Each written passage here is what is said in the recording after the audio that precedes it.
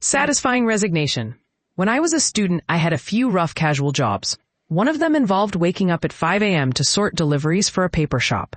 I'd start my day by parking at the owner's house to pick up the van, then drive to the shop to sort through about 500 to 700 papers and up to 300 magazines. I had a lengthy list to tackle in a short amount of time. I wrap personal deliveries in cling wrap and organize orders for corner stores into separate boxes.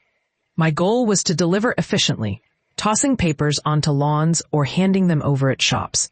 It wasn't a great job, and mistakes meant angry calls from shops or customers.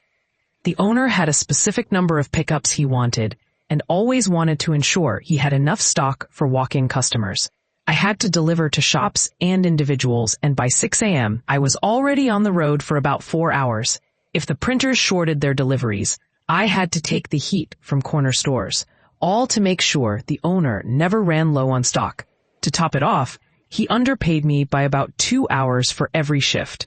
I worked weekends and asked him to pay me correctly for 15 weeks, but he only slowly increased my pay, giving me about a third of what I was owed every few weeks. I'm not one to get angry quickly, but I was frustrated. Then he told me I had to wash the van out of my own pocket before returning it because he was trying to sell it.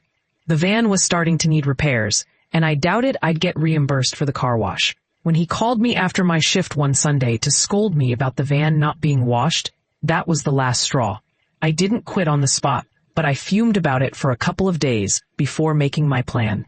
The following Saturday, I decided to sleep in. When the first corner store reported missing deliveries, the owner called and asked if I knew what time it was. I replied, yes. He asked if I knew what day it was, and I said, yes, it's Saturday. Then he wanted to know why I wasn't at work. I told him, because I'm not coming. You've shorted my pay almost every week since I started. He asked who would do the deliveries, and I responded, why should I care? Am I coming in tomorrow? He asked. I said, absolutely not, and gave him a moment to process it before telling him to delete my number.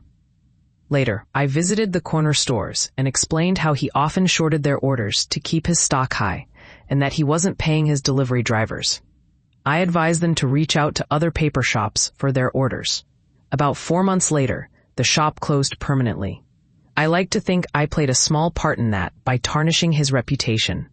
But that was the most satisfying way I've ever left a job.